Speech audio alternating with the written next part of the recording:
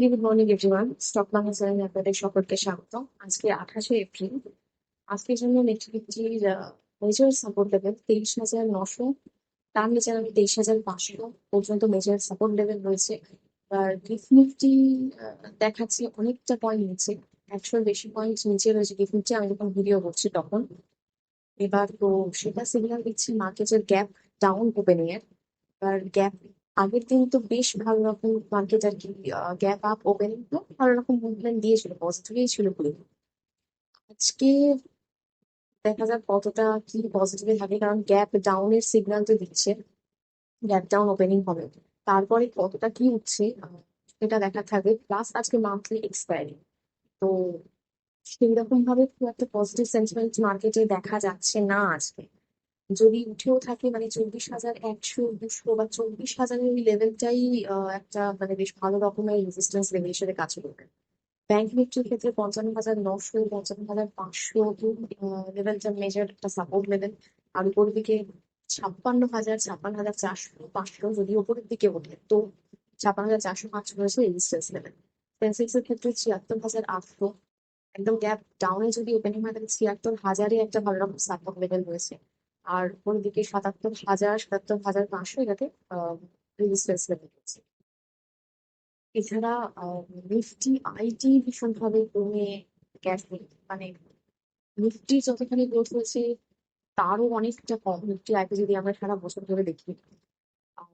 ইনফোসিস, উইপ্রো এরিয়ার মোটামুটি রয়েছে, ইনফোসিসের কিন্তু এরিয়ার আরো 4% কমে গেছে, কারণ ইনফোসিস যে ইন্ডিয়ার টপ 10-এর যে লিস্ট এর মধ্যে ইনফোসিস ছিল তার থেকে বেরিয়ে গেছে। ইনফোসিসের রেজাল্টের জন্য ফিউচার গাইডলাইন্স ভালো নয়, সেই জন্য বেরিয়ে গেছে। তো একদমই তো ইনফোসিসের জন্য তো ভালো নয়। তো আজকে ইনফোসিস স্টকটা ভালো করে ফোকাসে রাখবেন, মানে অনেকটাই আবারও অনেকটা ফল করার কথা ইনফোসিস। এবার দেখা যাক কিরকম কি মুভমেন্ট দেয়। এছাড়া ব্লু চিপ স্টক সেটা ছিল, সেখান থেকেও ইনফোসিস বাইরে বেরিয়ে গেছে, মানে খুবই খারাপ অবস্থা ইনফোসিসের। এবং ইনফোসিস মিলিয়ে পুরো আইটি সেক্টরই আজকে ফোকাস থাকবে। তার সঙ্গে সঙ্গে ব্যাংক নিফটি ফোকাসে থাকছে। এছাড়া যে রেজাল্ট গুলো আমরা আগের দিন দেখলাম, যেমন পিরামাল ফাইন্যান্সের রেজাল্ট ভীষণ ভালো রকমের একটা রেজাল্ট, প্রফিট 10 গুণ বেড়েছে। তো আজকে সেটা ফোকাস থাকবে, মার্কেট কিভাবে কি ডিরেকশন দেয়। খুবই পজিটিভ রিয়াকশন করার কথা। দেখা যাক, 11টাটা ডিভিডেন্ড ঘোষণা করেছে ওরা, তো পিরামাল ফাইন্যান্স ফোকাসে থাকছে আজকে। কোনো স্টক রেকমেন্ডেশন নয়, স্টাডি পারপাসে আপনারা ফোকাসে রাখতে পারেন কিরকম কি মার্কেট মুভমেন্ট দিচ্ছে সেটা দেখার জন্য। এছাড়া পিরামাল ফাইন্যান্সের যদি অ্যাসেট আন্ডার ম্যানেজমেন্ট বলি, 1,00,000 কোটি পেরিয়ে গেছে, বেশ ভালো রেজাল্ট। এছাড়া আউস স্মল ফাইন্যান্স যেটা রয়েছে, প্রফিট অনেকটা 65% গ্রোথ করেছে, ওদের অ্যাসেট কোয়ালিটি ইমপ্রুভ করেছে, নেট ইন্টারেস্ট ইনকাম 23%, বেশ ভালো রকম একটা রেজাল্ট রয়েছে। তো সেটাও আপনি ফোকাস থাকবে, মার্কেট সেটা কিন্তু মুভমেন্ট দেয় সেটার জন্য। এছাড়া আমাদের ইন্টারনাল ফোকাস থাকছে ওর রেজাল্ট করবে, পরের দিকে ফোকাস থাকছে আরইসি লিমিটেড, ফোকাস থাকছে রেজাল্ট থাকবে, তো এগুলো ফোকাস থাকবে। এছাড়া অয়েল সেক্টর ফোকাস থাকবে, রিলায়েন্স ফোকাস থাকবে। রিলায়েন্স আগের দিন রেজাল্ট বেরিয়েছে, সেখানেও মুভমেন্ট দেখেছিলাম আমরা, এরপর আসলেও দেখবো যে এরকম কি মুভমেন্ট থাকে। এবার ব্রেঞ্চের ক্ষেত্রে আমরা দেখছি যে 100-র উপরে রয়েছে, তো খুব একটা ভালো পরিস্থিতি না, এটা নেগেটিভ সিগন্যাল দিচ্ছে। যদি ইন্ডিয়ান রুপির কথা বলি, 94.11, সেটাও নেগেটিভ সিগন্যাল দিচ্ছে। এছাড়া এফআইআই ডিআই, এটার কথা যদি বলি, এফআইআই সেলিং তো আবারও কন্টিনিউ, কিন্তু সেলিং এর যে ভলিউমটা সেটা কমেছে, তাই এআইআই বাইং করেছে।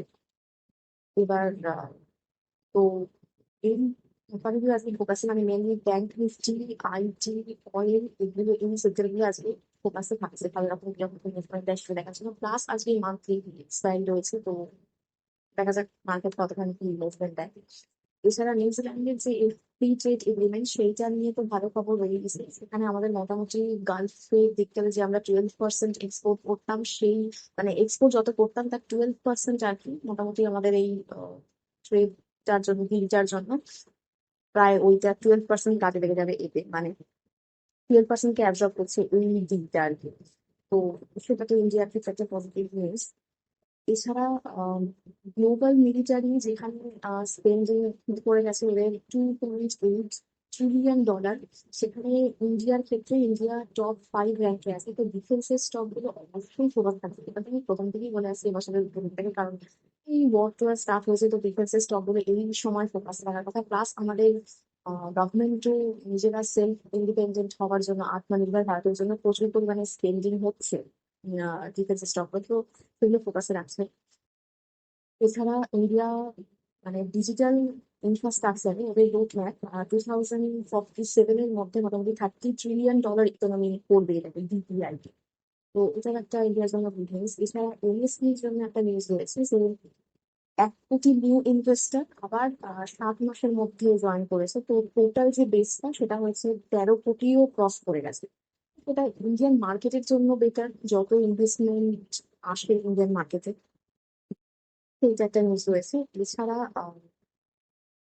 আমরা যদি গ্লোবাল মার্কেট দেখি, মোটামুটি মানে ওয়ার নিয়ে টেনশন তো রয়েছে, আনসার্টেনটি রয়েছে। আহ ইরান বলছে যে ইউএস যদি ব্লকেজ সরিয়ে দেয় তাহলে খুলে দেবে এখন হরমুজ প্রণালী। কারণ হরমুজ প্রণালী বন্ধ রয়েছে, ইউএস যে ব্লকেজটা করেছে সেই ব্লকেজটার জন্য ইরানেরও যথেষ্ট সমস্যা হচ্ছে, এটা বোঝা যাচ্ছে। তো অতএব, যদি মানে এখানে ইউএস কে এসে একটুখানি মানে ব্লকেজটা খোলা দরকার, একটুখানি নেগোসিয়েশন করা দরকার। তো সেটা হলে হয়তো আর কি যুদ্ধ বন্ধ হতে পারে, এরকম একটা সিগন্যাল আসতে পারে। কিন্তু এখনো পর্যন্ত কিছু ঠিকঠাক ভাবে জানা যায়নি, তো আনসার্টেনটি রয়েছে। তো ফিউচারটা মার্কেটের উপর এফেক্ট থাকবে। কারণ আজকে তো মোটামুটি নেগেটিভলি মার্কেটে রিয়াক্ট করার কথা যা পরিস্থিতি রয়েছে, দেখা যায় কতটা কি মানে মুভমেন্ট যায়।